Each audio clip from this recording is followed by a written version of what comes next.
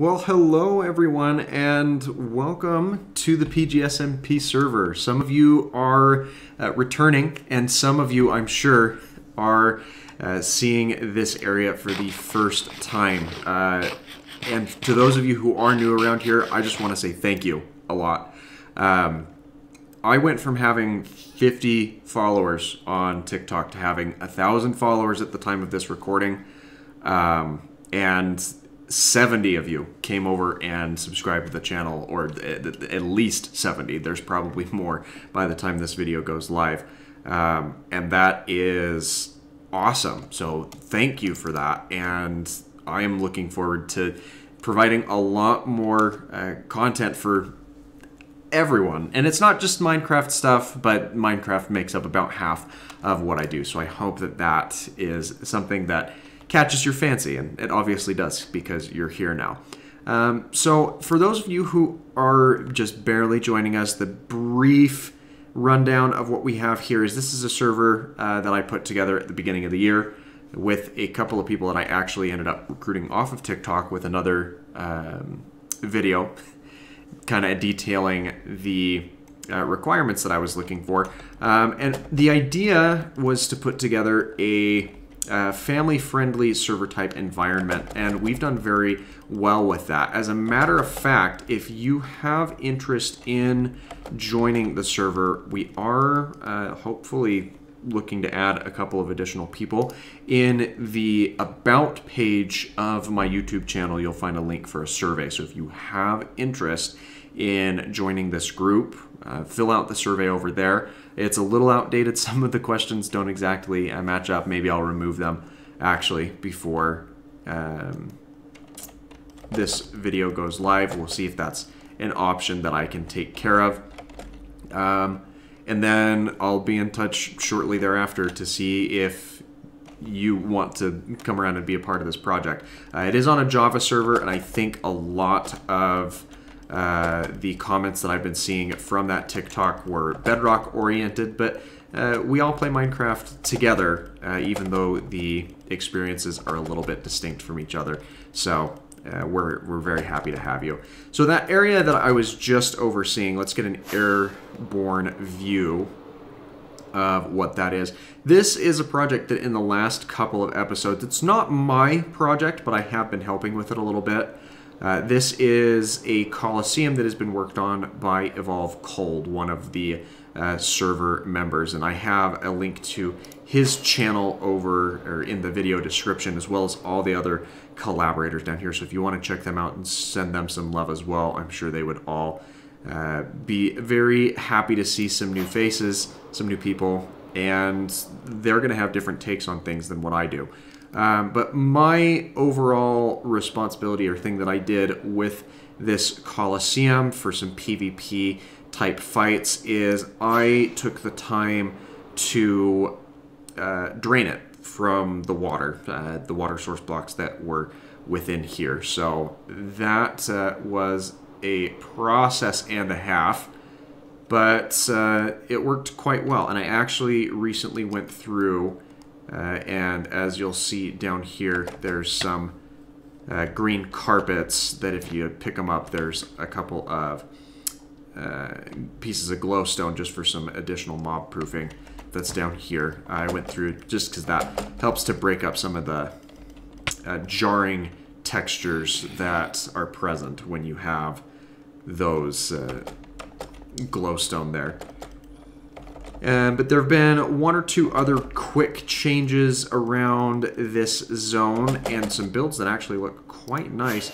Up here is the main area, and this is actually a dual purpose shop, as there is a shop for some mob drops from a couple of different farms. This is a shop by MC Shorty, who is another member of the server. He farms very hard and very efficiently. So as you'll see here, he's selling a bunch of goods from his Guardian farms, as well as Nether Stars, which are pricey, but they are a little bit tedious to get as well. And actually on the bottom side of this structure, you'll have the Obsidian shop by Cicada 3301. She moved shop recently from where she was set up previously and is selling obsidian, crying obsidian, and ender chests. No other monumental changes that have happened around here apart from that. If you're interested to know a little bit more about what's going on here, I've highlighted what these shops do in some previous episodes. But that's enough banter about what's going on around the shopping district and common area. Actually, I lied. There was one other thing. So we recently discovered that occasionally when you set up a wither kill chamber underneath the end portal, it'll send wither skulls back to the overworld. And this column right here, the very center of it, is actually where those wither skulls come out of. And it was just decimating the landscape anytime withers were being killed. So we've set up a nice little protective barrier to protect, this is my shop and some of the neighboring shops as well, from taking unnecessary damage, which is all well and good. But as I was saying, there's a very awesome project that I'm excited to get working on. So let's head through this portal that's right here and make our way to that work site.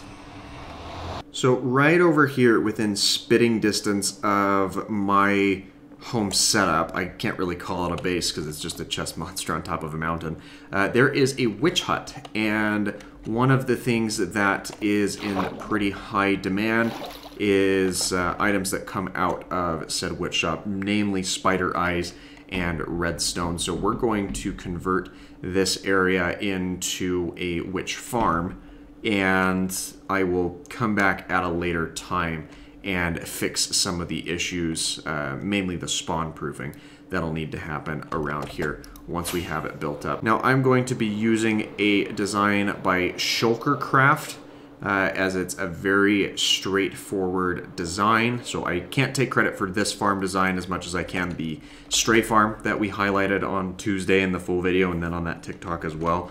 But it should still be decently simple farm to set up. So let's get a couple of resources put together so we can actually get started on that.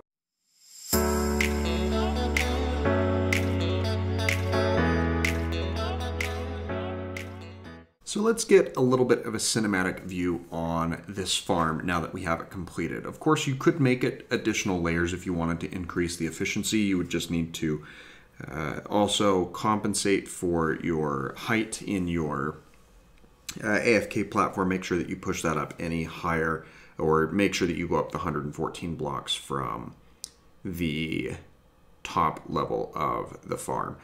We will be spawn proofing this region about 30 blocks out in a radius from around the center where you currently see me standing in this cinematic take.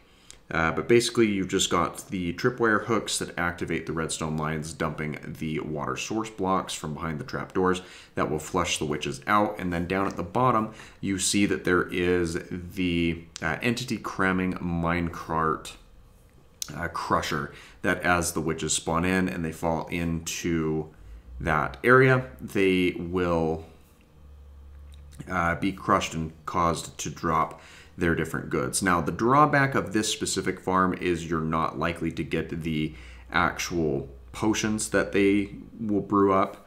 You can sometimes get fire resistance or other potions of healing and the like off of witches if you have different killing mechanisms in place. But this is a very quick mechanism to make sure that the witches are taken out in a timely and orderly efficiency. Again, this will be a lot better once there is a spawn-proofed region around, as well as putting myself in that AFK platform up top, but I'm going to do a lot of that work off camera. But once again, thank you to all of you who have subscribed so recently. It really means a lot to me, and I'm super excited to bring more content just like this to you in the coming days and weeks. So be sure to look forward for that, and I hope that you'll stick around, as I've got really awesome things planned for the future. And as a reminder, as I said earlier in the episode, if you're interested in joining this group specifically, make sure you check out that link on my About tab within my channel bio. So thanks again for your time, and I hope that you have a fantastic rest of your day. Bye-bye.